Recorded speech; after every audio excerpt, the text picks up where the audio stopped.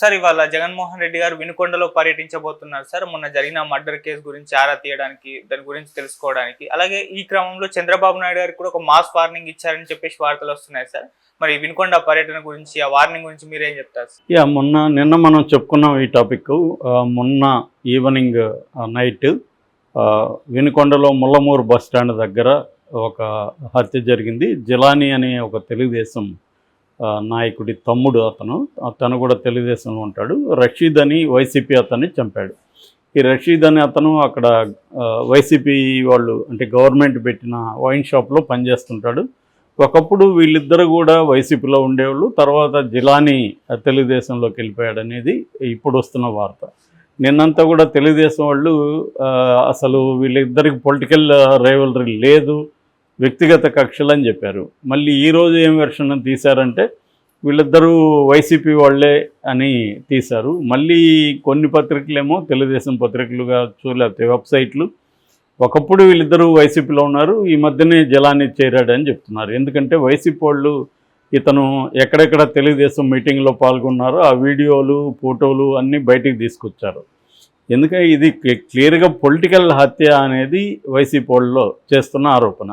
దాన్ని సరే పొలిటికల్ హత్య కాదనేది పక్కన పెడితే ఇటువంటి ఒక దారుణమైన సంఘటన జరిగింది అని రియాక్ట్ అవ్వాల్సింది పోయి మీరు వైసీపీలో గతంలో ఏమేమి హత్యలు చేశారు, ఈ చిట్టా తీసి దీన్ని సపోర్ట్ చేస్తూ మీడియా మేధావులు మళ్ళీ రాజకీయమైన ఒక నీచ సంస్కృతి ఏదైతే వస్తుందో ఆంధ్రప్రదేశ్లో దాన్నే కంటిన్యూ చేస్తున్నారు తప్ప. కానీ ఇప్పుడు వైసీపీ వాళ్ళు చేసినప్పుడు మీరు అదే చేస్తే ఇంకా దానికి తేడా ఏముంది? ఇంక మాట్లాడే అర్హత మీకేముంటుంది ఇంకా? కాబట్టి ఏంటంటే వైసీపీ వాళ్ళు చేశారనే కదా, ఆ వ్యతిరేకతతోనే కదా మమ్మల్ని గెలిపించారు. మేము అభివృద్ధి, సంక్షేమం, శాంతి భద్రతలు అనే స్లోగన్తో కదా ముందుకు వచ్చారు. సో ఇప్పుడు శాంతి భద్రతలు చూస్తే డే 1 నుంచి భయంకరంగా ఉన్నాయి ఆంధ్రప్రదేశ్లో. ఇప్పుడు వైసీపీ వాళ్ళ హత్యలే దాదాపు 31 మంది చనిపోయారు. అది కాకుండా మామూలుగా ఈ మధ్య స్త్రీల హత్యలు కావచ్చు, పిల్లల హత్యలు కావచ్చు విపరీతంగా పెరిగాయి. సో వీటి మీద హోమ్ మినిస్టర్ స్పందించి మాట్లాడకుండా గతంలో ఎన్ని జరిగాయని ఆమె చెప్తుంది. తర్వాత ఏమో చంద్రబాబు అధికారంలో ఉంటే చాలంట, ఆల్రెడీ శాంతి భద్రతలు ఉన్నట్టే అని ఆమె చెప్తుంది. స్పెసిఫిక్గా సంఘటన జరిగినప్పుడు ఆ స్పెసిఫిక్ సంఘటన మీద ఏమేమి చర్యలు తీసుకున్నానో చూడాలి. క్లియర్గా ఇక్కడైతే మాత్రం నేను నిన్న కూడా చెప్పిన కుండ బద్దలు కొట్టినట్టు ఇది క్లియర్గా తెలుగుదేశం వాళ్ళు జిలానీ వెనుకున్నారు. రషీద్ ఏమో వైసీపీ అతను. ఎందుకంటే రషీద్ తల్లి అంటే చనిపోయిన అతని తల్లి కూడా క్లియర్గా చెప్తుంది దీనికి బాధ్యులు వచ్చి జీవి ఆంజనేయులు ఇప్పుడున్న ఎమ్మెల్యే, తర్వాత మల్లికార్జున మాజీ ఎమ్మెల్యే, వీళ్ళిద్దరూ. ఎందుకంటే ఇప్పుడు ఆ చంపిన జిలానీని అరెస్ట్ చేశారు కానీ అతనికి లీగల్గా హైకోర్టు అడ్వకేట్లంతా కూడా ఎమ్మెల్యేనే చూసుకుంటున్నాడు. నిజంగా ఇది వ్యక్తిగత హత్య అయితే మా దగ్గరకు వచ్చి ఎమ్మెల్యే పరామర్శించాలి కదా అని ఆమె ప్రశ్నిస్తూ ఉంది. అట్లాగే ఎస్పీ కూడా దీని మీద ఏమీ విచారం జరపకముందే హడావిడిగా ఇది వ్యక్తిగత కక్ష అని ప్రకటించాడు. క్లియర్గా అయితే ఇది రాజకీయ కక్షతో చాలా జరుగుతున్నాయి. నేను నిన్న కూడా చెప్పాను, ఎలక్షన్ రిజల్ట్ వచ్చిన మరుసటి రోజు నుంచి మొదలు పెట్టేశారు వాళ్ళు. అది పై స్థాయి నుంచే స్టార్ట్ అయింది. దాని సిగ్నల్స్ అందుకొని కింది స్థాయి వరకు చేశారు. ఇప్పటి వరకు వైసీపీ వాళ్ళకి సంబంధించి 31 మంది చనిపోయారు. తర్వాత 300 హత్యా ప్రయత్నాలు జరిగాయి వాళ్ళ మీద. వీళ్ళ వేధింపులకు తట్టుకోలేక ఒక 35 మంది చనిపోయారని వాళ్ళు చెప్తున్నారు. అట్లాగే దాడులు, దౌర్జన్యాలు 1050 జరిగాయి. ప్రైవేటు ఆస్తులు ఒక 560 ప్రైవేటు ఆస్తులను ధ్వంసం చేశారు. నిన్న కూడా పొంగనూరులో కార్లని ధ్వంసం చేశారు. అది వీడియోలంతా కూడా బయటకు వచ్చాయి. మిథున్ రెడ్డి, రెడ్డప్పరెడ్డిని పరామర్శించడానికి వెళ్తే దాని మీదకి విపరీతంగా వచ్చేసారు. ఆ వీడియోలో చూస్తే పోలీసులు ఏమో తగినంత మంది లేరు, వాళ్ళు ఎంత అడ్డుకుంటున్నా వచ్చేస్తున్నారు, పెద్ద పెద్ద కర్రలు తీసుకొని కారుని కొడుతున్నారు. ఆ వీడియోలంతా ఉన్నాయి. దాన్ని ఈనాడు లాంటివి ఏం రాస్తున్నాయి, తెలుగుదేశం వైసీపీ వర్గాల మధ్య ఘర్షణ అని రాస్తుంది.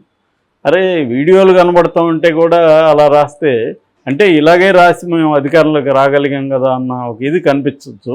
కానీ ఎప్పుడైనా ఓన్లీ ప్రచారం వల్లే జరిగిపోదు. ఖచ్చితంగా జగన్ ప్రభుత్వంకి వ్యతిరేకత ప్రజల్లో నెగిటివ్ ఓట్ అనేది క్లియర్గా కనిపిస్తుంది. ఆ నెగిటివ్ రావడానికి మీడియా పనిచేస్తుండొచ్చు. ఇప్పుడు చంద్రబాబు ప్రభుత్వంలో జరిగే అరాచకాలు కావచ్చు, ఇంకోటి కావచ్చు, ప్రజా వ్యతిరేక విధానాలు కావచ్చు, దీనంతా సపోర్ట్ చేసుకుంటా వెళ్తే మళ్ళీ జగన్ రాడని గ్యారంటీ ఏం లేదు. ఎప్పుడైనా కూడా ప్రభుత్వం వచ్చిన తర్వాత ప్రభుత్వం చేసే ప్రజా వ్యతిరేక విధానాలని ఖచ్చితంగా వ్యతిరేకించాలి. అప్పుడు ప్రభుత్వానికి కూడా సరిదిద్దుకునే ఇది ఉంటుంది. ఇప్పుడు పైగా ఎక్కువ రోజులు కూడా కాల, 40 రోజులు 45 రోజులు కూడా కాలేదు. ప్రభుత్వం ఏర్పడి 37-38 రోజులు అయింది. సో కాబట్టి ఇప్పుడు ఈ ప్రభుత్వంలో జరుగుతున్న అక్రమాలు కావచ్చు, అవినీతి కావచ్చు, దాడులు కావచ్చు, వీటిని ఎత్తి చూపడం అవసరం. దానివల్ల వాళ్ళు రెక్టిఫై చేసుకుంటే తెలుగుదేశానికి ఉపయోగం తప్ప దాన్ని ప్రతిదాన్ని సపోర్ట్ చేస్తూ వైసీపీ ప్రభుత్వంలో జరగలేదా, అప్పుడు ఇన్ని జరిగినాయి అన్ని జరిగినాయి అని చెప్పడం వల్ల ఉపయోగం లేదు. అది పొలిటికల్ పార్టీగా తెలుగుదేశం చేయొచ్చు ఆ పని. ఎందుకంటే తెలుగుదేశం వాళ్ళకి పాలిటిక్స్ ఇంపార్టెంట్, వైసీపీకి కూడా పాలిటిక్స్ ఇంపార్టెంట్. ప్రతిదాన్ని పొలిటికల్గా వాళ్ళు టర్న్ చేయడానికి ఇద్దరు కూడా ట్రై చేస్తారు. అది అర్థం చేసుకోవచ్చు. కానీ మీడియా రోలు, ముఖ్యంగా ఇండిపెండెంట్ మీడియా రోల్ ఏంటంటే అది వైసీపీ అతన్ని తెలుగుదేశం అతను చంపాడా లేదనేది సెకండరీ థింగ్, అది పొలిటికల్ వ్యవహారం. కానీ శాంతి భద్రత పరంగా చూసుకున్నప్పుడు వీళ్ళు ఎలా స్పందిస్తున్నది యంత్రాంగం అనేది ఇంపార్టెంట్. మనం చూసాం నంద్యాలలో ఒక పాప హత్య, దాన్ని 10 రోజుల వరకు కూడా అసలు ఎక్కడ పడేశారు అనేది కూడా లాగలేకపోయారు పోలీసులు. ఇప్పుడు సిఐని ఎస్ఐని సస్పెండ్ కూడా చేశారు. అంటే క్లియర్గా ఏంటంటే అక్కడ అధికార పార్టీ వాళ్ళకి సంబంధించిన వ్యక్తి కాబట్టి ఒక అతను ఫాదరు అతనే ఇన్వాల్వ్ చేశాడనేది ఇప్పుడు బయటకు వచ్చింది. ఇన్ని రోజులు ఎందుకు బయటకు రాలేదు అంటే క్లియర్గా పోలీసులు తెలుగుదేశం వైపే ఉన్నారు అనేది క్లియర్గా అర్థమవుతుంది. సో అట్లాగే కక్ష అనేది పై స్థాయి చంద్రబాబు స్థాయి నుంచే స్టార్ట్ అయింది. అదేమి చంద్రబాబు ఏదో ఉత్తముడు మిగతా వాళ్ళే అధములు అన్నట్టుగా ఏం లేదు అక్కడ. ఇప్పటి వరకు తీసుకుంటే 27 మంది ఐఏఎస్ఎల్కి 24 మంది ఐపీఎస్ఎల్కి ఇంతవరకు పోస్టులు ఇవ్వలేదు చంద్రబాబు. అలాగా కక్ష సాధింపులు అలాగ పెట్టాడు. వాళ్ళని ప్రెజర్ చేస్తున్నారు, వాళ్ళు రిజైన్ చేసి వెళ్ళిపోవాలి, వీఆర్ఎస్ తీసుకోవాలి. ఆల్రెడీ చాలామంది ప్రవీణ్ ప్రకాష్ లాంటి వాళ్ళు వీఆర్ఎస్ తీసుకుంటున్నారు.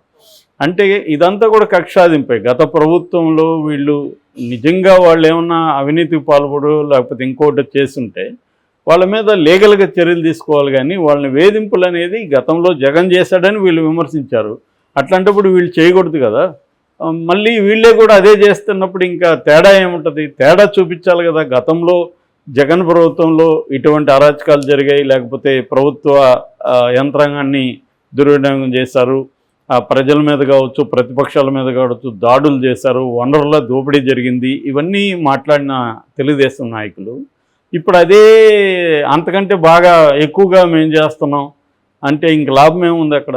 సో పవన్ కళ్యాణ్ కూడా ఈ విషయాల మీద గతంలో తీవ్రంగా మాట్లాడినాడు. ఇప్పుడు ఇదే సీన్ కానీ జగన్ ప్రభుత్వం నుండి ఇదే విధంగా హత్య జరుగుంటే ఈ పాటికి పవన్ కళ్యాణ్ వెళ్ళిపోయి నానా సినిమాటిక్ డ్రామా అంతా చేసి ఉండేవాడు. మొత్తం బ్యాచ్ని వేసుకొని కార్ల మీద తిరుగుతూ పైన కూర్చొని ఈ డ్రామా అంతా అయిండేది. ఇప్పటివరకు అసలు కనీసం ఖండన లేదు. హోమ్ మినిస్టర్ బాధ్యత లేకుండా మాట్లాడుతుంటే తను కనీసం చెప్పడం కూడా లేదు. ఒక పక్కన లోకేష్ ఏమో యాక్టివ్గా యాంటీ వైసీపీ ట్వీట్లు చేసుకుంటున్నాడు తప్ప ఇదంతా కూడా నెగిటివ్ ఖచ్చితంగా తెలుగుదేశానికి అవుతుంది. ప్రజల్లో నెగిటివ్ ఇది వెళ్తుంది. ఎందుకంటే ఈ వీడియో విపరీతంగా సర్క్యులేట్ అయిపోయింది వాట్సాప్ గ్రూపుల్లో, అదంతా చంపుతున్నది. అది చాలా దారుణంగా ఉంది. ఆ చంపే పద్ధతి కానీ వాడు ఏందో వాళ్ళ ఇంట్లో మేకనో గొర్రెనో చంపుతున్నట్టు చాలా నిదానంగా ఒక్కొక్కటి నరుక్కుంటూ ముందు ఒక చేయి నరికాడు, రెండో చేయి నరికాడు, మళ్ళీ కొడుతున్నాడు.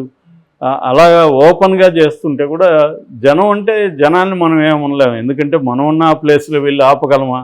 వాడి కత్తులు ఉన్నాయి, ఇంకొక 3 ఉన్నారు, వాళ్ళు మన మీద దాడి చేసే అవకాశం ఉందని భయం ఉంటుంది ఖచ్చితంగా, నో డౌట్ అది. కానీ ఆ స్థాయిలో జరిగిందంటే వాళ్ళకి ఏముంది, మన ప్రభుత్వం ఉంది అనే ధైర్యం లేకపోతే ఆ స్థాయిలో హత్యలు జరగవు. ఎందుకు జరుగుతాయంటే ఎప్పుడైనా కూడా దొరకతామని వాళ్ళకి తెలుసు క్లియర్గా. ఎందుకు లేదంటే అంత పబ్లిక్ ప్లేస్లో చంపరు కదా. మామూలుగా అయితే ఒక ప్లాన్డ్గా ఎక్కడో సీక్రెట్గా చంపేవాళ్ళు. అంత ఓపెన్గా అతను నిదానంగా చంపుతున్నా అంటే అర్థమేమి? He wants to send the message. YCP వాళ్ళకి ఒక మెసేజ్ పంపదలుచుకున్నాడు, మేము ఇంత ఘోరంగా చంపగలం మిమ్మల్ని ఎవడేం పీక్కోలేడు అన్న ఒక మెసేజ్ కోసమే ఇది జరిగింది తప్ప ఓన్లీ నిజంగా అతన్ని చంపాలని ఇతనికి కోపం ఉంటే వేరే రకంగా చంపేవాళ్ళు. కాబట్టి ఇది ఒక మెసేజ్ పంపిస్తున్నారు వైసీపీకి. దీనికోసం ఇప్పుడు జగన్ ఈరోజు దీంట్లోకి వెళ్ళాడు. నిజానికి ఆయన బెంగళూరు పర్యటనలో ఉన్నాడు. పర్యటన అంటే అక్కడ ఏం చేస్తున్నాడని తెలియదు. దానికి సంబంధించి కూడా రకరకాల పుకార్లు వచ్చాయి.